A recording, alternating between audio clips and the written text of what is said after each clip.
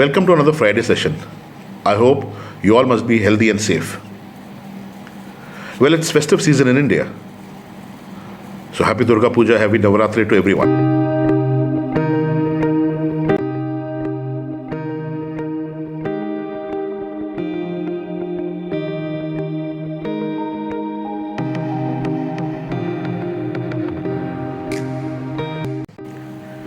Today, I'm going to recite one of my unpublished poem. It's relevant to the theme of what's happening in India right now. It's part of the Ramayana, the greatest epic ever written. This poem is called The Sad King.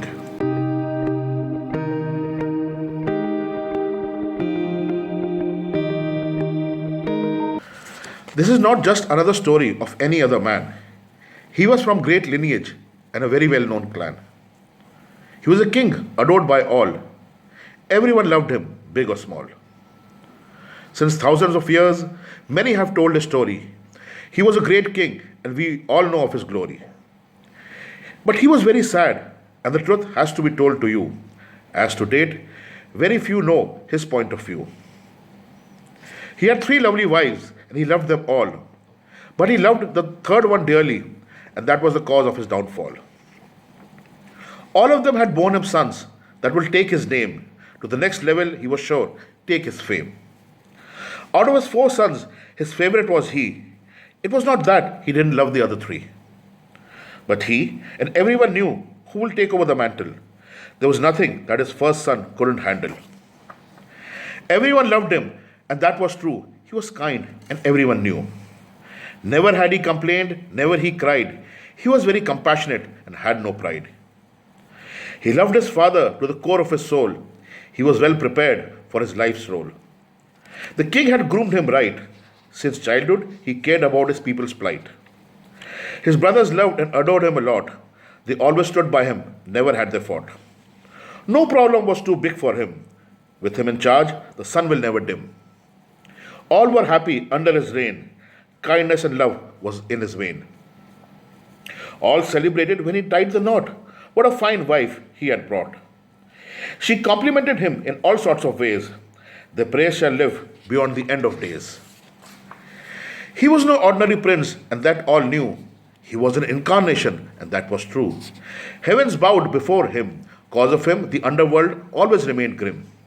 His brothers always stood by his side. Seeing them all together, the king always beamed in pride.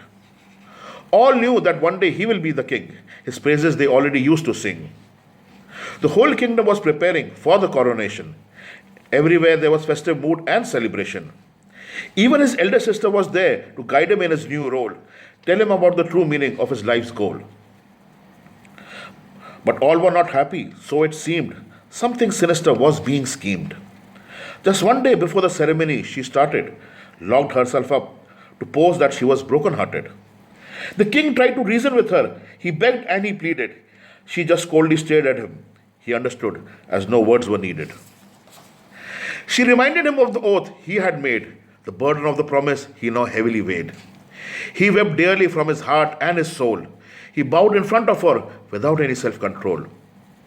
She asked him to send him away for 14 long years and give the throne to the son of hers. The promise he so foolishly had made, because of which his kingdom will now be betrayed. This was his fate, and he will be cursed till eternity. He will be despised for his decision by his community. But to keep his promise, he had no other choice. He was so choked up, he had lost his voice. How will he face him now, and what will he say? How will he tell him to just leave everything and go away?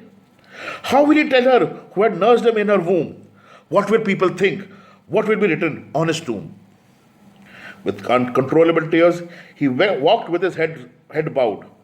He was wailing inside, but no one could hear him loud. He knocked on his door and stood aside. When the door opened, he went in, leaving outside his pride. The prince was standing in front of the mirror, trying his coronation dress. He looked so majestic, so regal, and that increased the king's stress. He came and held his father's hand. With a faint smile on his lips, he said that he understands. His father's wish was his command. Nothing in life is unplanned.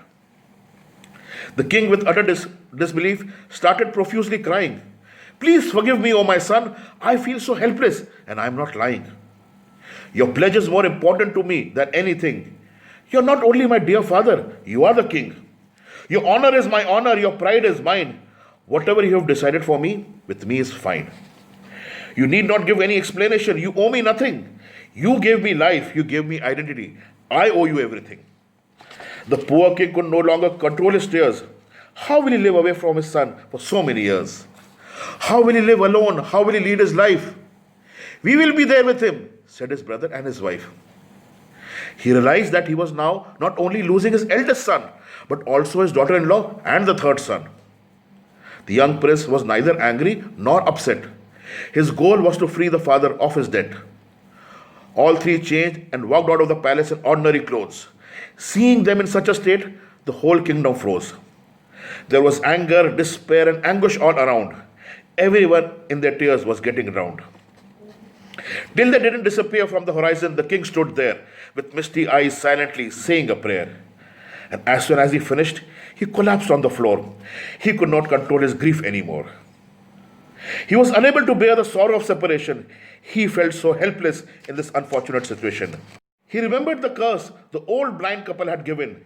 He had killed their son and he had begged to be forgiven. The curse had come true and was proven right. One as great he was still can't win over fate with all his might. As he took his last breaths, he chanted his name 6 times. He begged forgiveness for his crimes. He left the world with a sigh as his soul rose to the sky. I've just tried to tell the sad king's story, who kept his promise till the end, and that is his glory.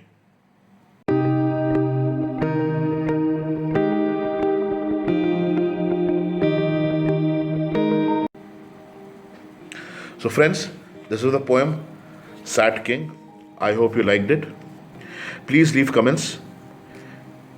Please subscribe to my channel, share it with your friends and family. Until next week, be happy, be safe. Goodbye. Jai Hind.